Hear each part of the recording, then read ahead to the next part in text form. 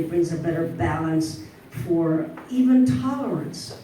When women first started going into law enforcement, and within 5 years, the amount of physical confrontations went down. And I usually tease my guys, I don't even know if this is true, but I usually tease my guys and say, when there's a bunch of guys, the testosterone goes up tremendously. You put in some women, and they get down to, okay, let's be fathers and let's be kind and let's do this and let's do. I don't know if it's true. I have a feeling it's true. I haven't proven it, but I honestly believe that the balance helps us to be able to serve better.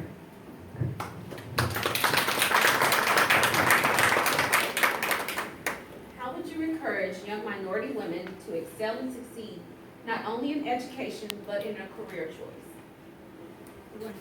I might as well, I just keep talking. Very early, I learned, I went to a church, and that the pastor said to me, it was mostly an Anglo church, and he said to me, if the people come and they don't see themselves up front, they're not coming back. And I've learned that, and so in order for you to, and one of the things that's neat, when I was growing up, there was no such thing as a Latina mentor that we could look at. You know, it was the Cuchi or whatever that lady was, and that was no example for me. You know, the Latina women, and I can't remember what Chavo, and I don't know what other, and the male was the guy that worked in a junkyard, and you know, there just wasn't good examples. But the neat thing is that, just look right here, you know, elected offices and leadership offices, there's examples now. They can see themselves in us. And every time we go to talk somewhere, it's always, you know, we're making room for you guys. We're making room so you all can come. You know, I've been 40 years in law enforcement. I don't know how much longer. I ain't doing 40 more. I can tell you that much. Maybe 10, 15, okay, but 40 more, I don't think so. So we gotta make room for other folks to come up. And I think the easiest thing to encourage, yesterday I was at a high school speaking to a mostly minority high school sponsored by the Park Cities Rotary Club. So I show up and all these people come to the volunteer class.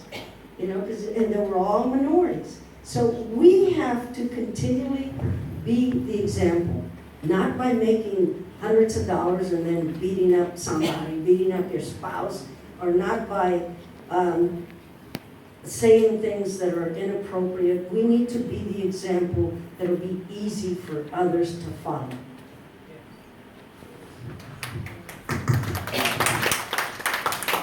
I think I'll go back to the courage, character, and confidence, and they need to have that. And at the same time is when they choose what they want to do or what they want to be, is help them in that path.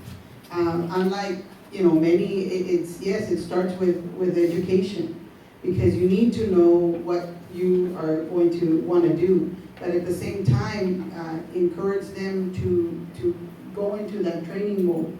I know that we have a lot of opportunities to be able to have interns. That's a great opportunity. I strongly encourage a lot of young women, a lot of young minority women, especially because to many of us, we don't see enough of us. And so we need to make sure that we continue to explore and say, look, there are many, and they're all, and they look like you too. So if they can do it, you can do it too. I know I learned that from my own mother. Respectfully, I did say one thing: I am not going to have 11 children. But you know, aside from that, is that she became a mother and a father at the same time, and so we had to work together, held in hands, and making sure that we move forward, because to move forward, and that's exactly how it starts, in taking those steps, whether it's training, education, or internship. And strongly encouraging, especially the young minority women, mujeres, to be able to understand that it can be done. It's just a matter of them deciding what they want to do.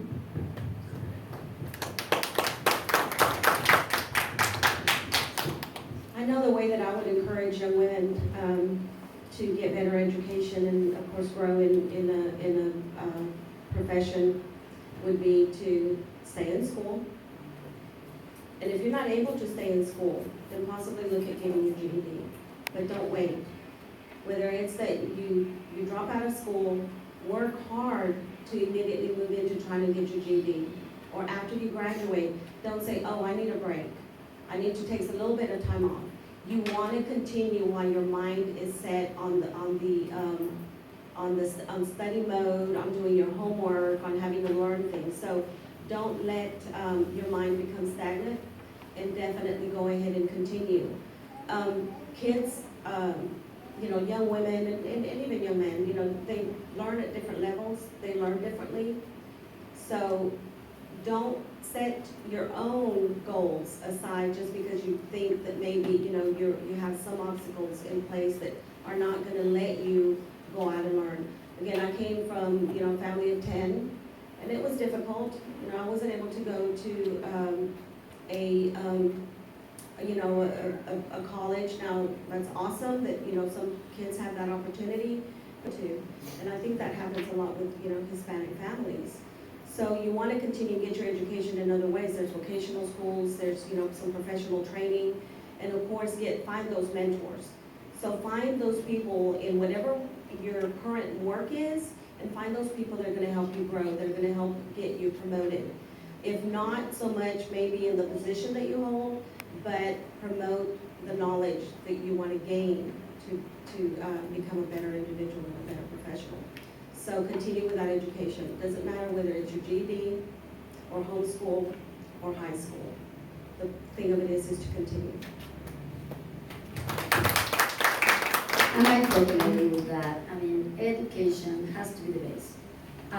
Like Ms. Rios just said, it doesn't have to be professional school, but you do have to have that education. I wish I could tell you that, we can succeed and have better choices without an education. As minorities, I always say you have to prove yourself sometimes even twice. And if I tell you, because it's, I'm old, but, just 20 years ago, people would tell you. I know I was told that. Well, Elba, yes, you are a dentist, but let's face it, you're a woman, you're an immigrant, you have an accent. Those kind of things, believe it or not, they're still out there. Okay? So you have to say, yes, I am a woman, yes, I am an immigrant, yes, I know I probably should be cooking at home for my children, but I already won the cooking contest, so they're well fed. And I can do it. And never take no for an answer. When it's something you feel passionate about it, and you're qualified about it, and guess what? You have the base and the knowledge about it. And especially for young minority women, especially in today's society, when we're so focused on some of the things that I call fluff, okay, that really doesn't matter. You show you're smart, you're smart, you say so, talk like that, dress like that, be sure and confident of who you are. And sometimes our young women say stuff like, well, but it's not popular. I don't want to be, the kind of girl that nobody likes to be around because she's so smart. What? What? Are you seriously telling me this for sure? No, it's all the opposite. And those are the things that we have by mentorship, by going out, and girls, you want to be whatever you want to be, some kind of training program.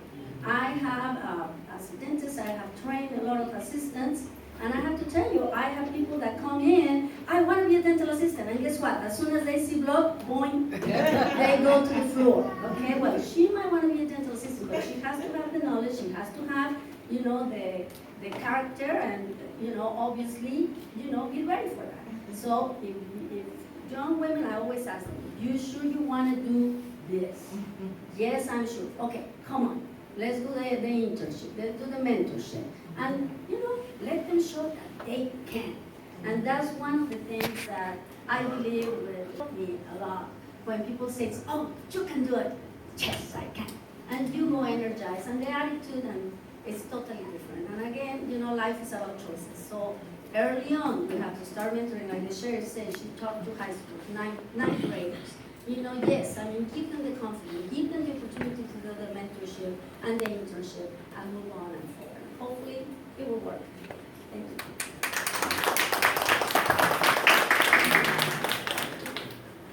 Okay, there's some discussion about women in the workplace not earning as much as their male counterparts. Do you think gender, minority inequality pertaining to salary is an issue in the workplace? And how would you address this issue? It's definitely an issue in the workplace. As we know, women make, Anglo women make around 78 cents for every dollar the male counterpart earns. But let me tell you guys, after an article started coming about that, as a county commissioner, I asked our human resources, okay, how much minorities are making today, Mr. Graham, in Dallas County? Well, surprise, surprise. We didn't go to the 37 cents that the article saying. A Latino woman can make as much as 37 cents compared to an Anglo counterpart, male counterpart. Guys, that is not right. And obviously, that's, I asked, well, I mean, I'm not asking part-time. They said, no, Dr. Garcia, this is not part-time. So, yes, it is an issue. Yes, it's something that has to be addressed. And obviously it can be more. I mean, I'm not saying that everywhere it can be 37 cents, but what it is that we're going to change it is by obviously having more diversity, when it comes to the, different careers at the table. One of the things that we just did, and that's just happened Tuesday, is we, as a consensus in the Commissioner's Court, we pay for a study that will came and analyze how much difference there was in pay between different rates in Dallas County. The study, $400,000 later, showed up that yes, surprise, surprise, we are very despair, and we were 30% the mid-range for our own goals in Dallas County. That's not right. So one of the things that the Commissioner's Court, and we have the 3 votes this Tuesday, we gave an 8% raise to all the employees in Dallas County to start helping that disparity. You're welcome. Thank you.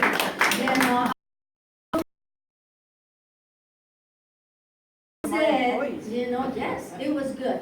But guess what, guys? Even with that 8%, which obviously we got criticized for saying 8%, who the heck gets an 8% in today's day out world? Well, in the private sector, no. I'm telling you, if I was 30 points below mid-range as a dentist, I could not have one assistant or any other doctor working with me. But it happens in the public sector.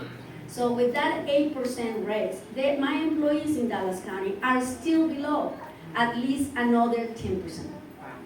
So we have work to do, but the only way we change it is electing the people, that knows that are needed to make a difference, not only for minorities, but a full workforce in Dallas County. Thank you. And I think there was a question there, but They're gonna do this. okay, sounds good. I agree with Dr. Garcia. I do believe that there is some inequality based on your gender and minority, situation.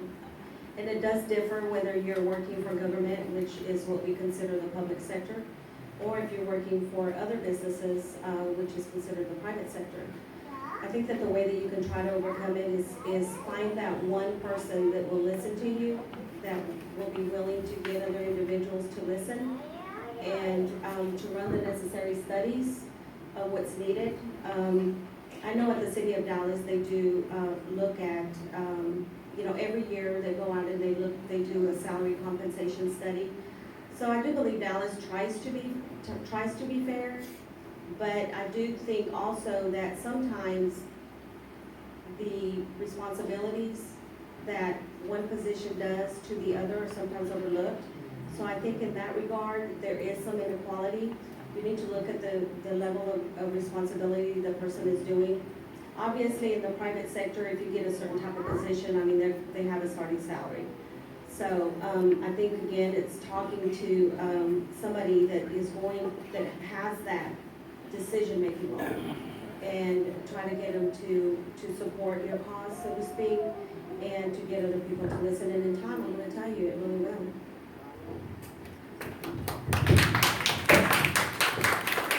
Is it a problem? The answer is yes. Being able to say, okay, enough is enough, we need to work on it, but at the same time, it's also being, understanding who's at the table making those decisions. And that's why it's important to be at the table. That's why it's important to have those at the table to advocate for you. As we do and as, you know, we shared and many of you know, we just finished, I was talking to my colleague earlier and I said, I'm so glad we just passed the budget yesterday because, you know, it was work. And in that budget, we're also giving an increase to our employees. But I think it's something that I keep talking about all the time with them. Help me, help you, help our constituency. And how are we gonna do that? And how many are asking that? So it's a matter of asking, it's a matter of working and also advocating to be able to make that change. And the reason also I agree is because I remember I have a niece who graduated in ocean engineering from Texas A&M. And it took her 2 years to get a job in that field. So she was at Cholowski's for those 2 years. She was trying to get from 850 to 11, and it took her a while. But during that process, when she got interviewed, then they didn't know what to pay her because there weren't enough women to be able to distinguish the pay rates for them. And we're like, really? And she says, you know, they were trying to figure out what to pay her at that level, at that degree, or that position. So she ended up getting $65,000 a year plus $15,000 in expenses, which is $80,000 a year, but it's not any close to what the other engineers are getting. And so it's a start, yes, but you know, first you take the step and you go in, and then you make the changes while you're in there. But at the same time, you want to bring others along with, and those that are having those experiences. So we face it, we go through it, but as we go, I don't want to go with what my mother went through. And I don't want my daughter to go through what I go through. So we're making changes for them, although sometimes my daughter says, and how is the meeting helping me in the future? So, you know, those are the things that we have to continue to educate on, but it's never stopping, asking, and working to be able to make a difference. Of course, the answer is yes. Little girl was at the table asking her dad how she was gonna make the money and stuff that he did. And he said, well, you have to marry the geek. And the wife came in and said, no, you have to be the geek. And there's something else to that. Dr. Garcia was talking about all the women who care for fluff. Well, that's good, but you have to also care for confidence. And confidence, and I can tell you right now, the majority of the women that are in my jail are there because they followed a man. They followed a man to a robbery, they were the driver, they followed a man in theft, they followed a man. And one of the things we try to do is build their own confidence. You don't want a man to get along, you want a man for companionship and you know, etc. But you don't need them for you to be confident. STEM, I think most of us know, I think it stands for science, technology, engineering, and math. I think that's what it is. I'm not hard. Yes. Okay. And so for the longest time, they kept saying that women were no good at math. And I want to say, hey, you got a calculator. You don't need to be trying to figure out what. But they are good in math. They just established that mindset that you are not good in math, and you are. And in order to get some of these higher paying jobs and get to the point where you can challenge the difference, you have to know what you're doing. You have to be able to be willing to study, to do the things you need to do to get there. And the confidence thing, it amazes me how women will have 3 times the experience and the knowledge and the stuff, and she feels that she can't do that, and the man will know nothing about it and say, I can do it. Look at the presidential candidates. The most experienced woman in the nation. And a gentleman who has never done anything. I can do it. Cross me. Yeah. And that goes all the way down. I mean, my opponents, some of them have had very little or no law enforcement. I've got 40 years, state, federal, local, and yet, you know, they're going, I can do it. But it's the confidence. It's the confidence that we have to instill in the women. You can do it too. You can be, and the neat thing about equal pay is there are some jobs, like ours, that is just based on your level. You know, you come in the entry and you can just keep going up, whether you're male or female. But again, there's entry tests for you to get in. So there's different ways of doing this. There's entry tests, there's in the STEM situations, you've got to be able to do the science or the math or the engineering in order to get there. And again, we're opening up the door. Monica keeps saying you have to be at the table. I heard someone say, if you're not at the table, you're on the menu. So let's get the folks on the table.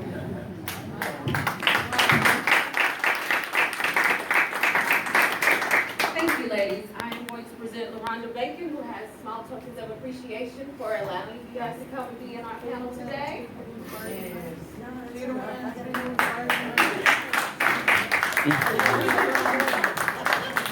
I say, can we give another round of applause? Thank you from the MLK Center for accepting our, I don't need the mic, that was pretty loud. We